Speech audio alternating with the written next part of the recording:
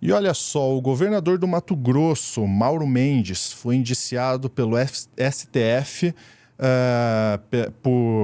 pela Polícia Civil do Estado por perseguir jornalistas que escreviam sobre ele e seu governo. A gente vai tentar entender um pouco melhor aí o que aconteceu, porque não é de hoje que a gente vê alguns políticos perseguindo jornalistas, né?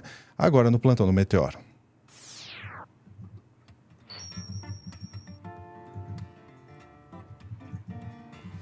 Bom, a gente vai ter que debater esse assunto, mais uma vez falar sobre perseguição à imprensa. O governador Mauro Mendes aí, que estava usando a Polícia Civil para perseguir os jornalistas, e eu vou chamar novamente a Sofia Labanca, porque, Sofia, a gente viveu um período muito turbulento no último governo aí em relação à perseguição, e a gente está vendo isso ainda na escala estadual, nesse caso no Mato Grosso.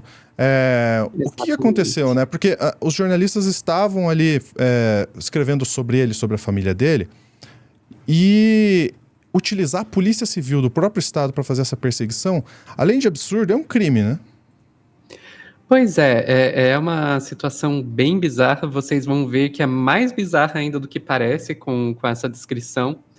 Mas, enfim, o processo que o STF está aí julgando se refere a dois jornalistas, o Alexandre Aprá e o Enoque Cavalcante, que tiveram aí seus celulares e computadores apreendidos pela Polícia Civil do Mato Grosso por causa de uma decisão da Justiça, que a Justiça teria aí considerado que eles teriam cometido os crimes de calúnia, ameaça e associação criminosa. Mas, como eu disse, essa história aí é mais bizarra.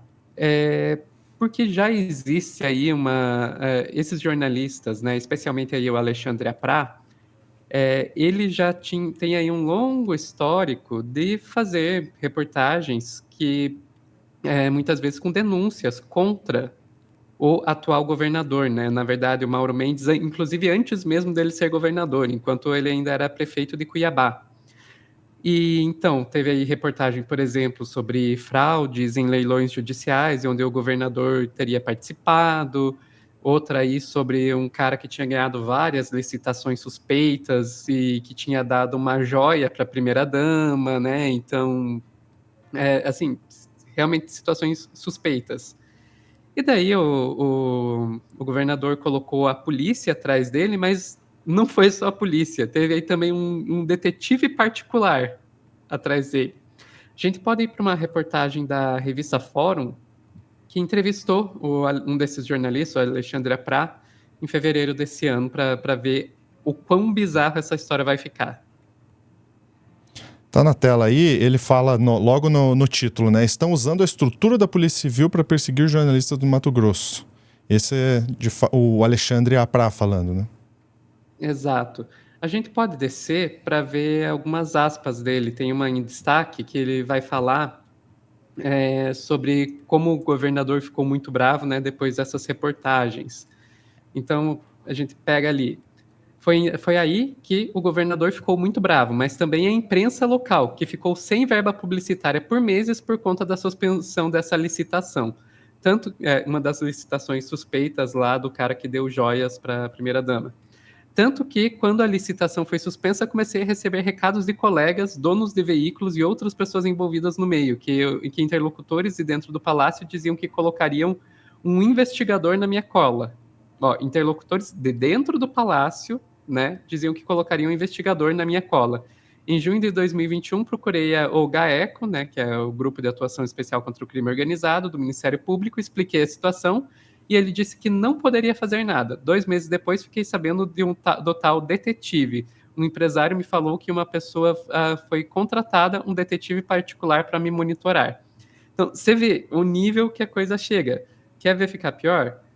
Vamos ali para o parágrafo logo abaixo desse destaque. Queriam ou forjar flagrante de tráfico de drogas, colocando drogas no meu carro, ou armar uma situação onde eu estaria com um menor em um hotel. Os caras estavam tentando dar um jeito de forjar aí um falso flagrante como por tráfico de drogas ou por pedofilia, né, contra o cara.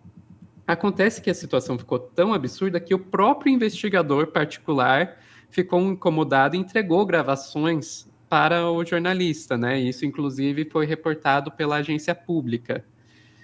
E daí também houve aí essa ação, aí essa investigação por parte da Polícia Civil, né, que teve aí o recolhimento do celular e computador e tablets aí dos dois jornalistas, e também foi pedida a quebra de sigilo telemático, que torna a situação ainda mais complicada, porque isso aí poderia acabar comprometendo o sigilo das fontes desses jornalistas, né, que é uma coisa que é garantida pela Constituição. Perfeito. E se você pensar que as reportagens que incomodaram tanto eram justamente reportagens que iam contra o governador, é bem importante manter o sigilo das fontes nesses casos, né? Então, agora, uma coisa que a gente tem que destacar é que esses casos aí são bizarros desses dois jornalistas, mas não são únicos. Eu vou pedir pro Lúcio colocar aí na tela pra gente uma reportagem do Congresso em Foco de novembro do ano passado, que vai dizer lá, né, entidades pedem afastamento do governador do Mato Grosso por perseguição a jornalistas. E a gente descendo um pouquinho nessa reportagem, a gente vai ver ali, né, a Federação Nacional dos Jornalistas e o Sindicato dos Jornalistas do Mato Grosso que abriram essa ação, e eles citam não dois, mas 15 jornalistas do estado foram alvos de ações da Polícia Civil em 2022. Todos eles devido a reportagens envolvendo o gestor e seus familiares. Gestor, no caso, o governador. Que, aliás, foi reeleito em 2022 no primeiro turno. Mas, enfim. Aí a gente vê, né, que realmente ser jornalista é uma profissão de risco no Brasil, né?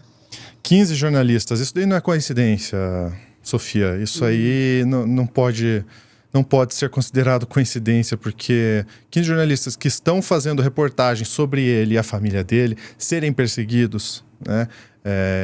A gente não está numa ditadura, pessoal. A gente passou por esses momentos, inclusive no último governo, a gente viu muita perseguição com quem reportava contra, com quem trazia informações. A gente viu muitos jornalistas sendo perseguidos, sendo criticados publicamente pelo ex-presidente, sendo atacados pelo seu palanque também. Isso é um problema, porque aí a gente começa a ver a liberdade sendo cerceada, a liberdade de imprensa sendo cerceada, e a gente tem que lutar contra isso, né? A gente não pode perder esse tipo de liberdade, porque esse trabalho que é feito, né, em que a gente mostra os problemas, mostra as corrupções. Gente, se a gente não mostrasse isso, vocês imaginam quantas... Se mostrando já passa muita coisa por baixo dos panos? Você imagina se a gente não mostrasse? Sofia, você imagina se a gente não tivesse tido acesso a tudo que foi feito nesses últimos meses do ex-governo, que agora estão sendo alvos de investigação, né? Então, a gente não pode deixar isso passar, por isso que isso é destaque aqui. Pois realmente a gente vê que esse caso aí é um caso que eu acho que assim chama muito a atenção por toda essa história de colocar um detetive particular e a polícia e tentar forjar coisas. Mas a situação fica ainda mais complicada quando a gente pensa justamente no que a gente viu nos anos anteriores, casos como jornalistas, inclusive, sendo enviados à cadeia, né, como a jornalista que revelou o caso Mari Ferrer, né, a gente vê casos do presidente da Câmara dos Deputados pedindo indenizações na casa de centenas de milhares de reais para veículos de imprensa que denunciaram o caso de violência doméstica contra a ex-esposa dele. Então, são muitos, o caso da Nayara Felizardo, lá do Intercept Brasil, que revelou toda a questão do abuso da lei da alienação parental acontecendo aqui no Paraná. Então, são muitos casos de ataque a jornalistas que estão fazendo um trabalho, como o Lúcio destacou muito bem, importantíssimo, né, que basta vocês olharem quantas vezes um trabalho jornalístico acaba virando um inquérito policial, né? Que se não fosse o jornalista, aqueles crimes nunca teriam começado a ser investigados, para vocês verem a importância que o jornalismo aí tem. Mas justamente por causa dessa importância, também acaba sendo muito atacado. A questão é, se está incomodando, é porque está dando certo. Se a gente está incomodando, é porque está dando certo, Sofia. Obrigado pela sua participação, Sofia. Até o próximo plantão. Até! Minha gente, a gente segue falando desses absurdos porque isso aí tem que dar publicidade sim. Esse tipo de coisa não pode passar. Eu quero seus comentários, o que você acha disso, de todo esse caso que a gente acabou vendo agora nesse plantão. E eu te espero no próximo plantão. Eu vou colocar na tela para você o QR Code novamente para você acompanhar o nosso trabalho, acompanhar esse trabalho que o Meteoro faz e também seguir os arrobas que estão aí nos nossos créditos. A gente volta em breve com mais um plantão.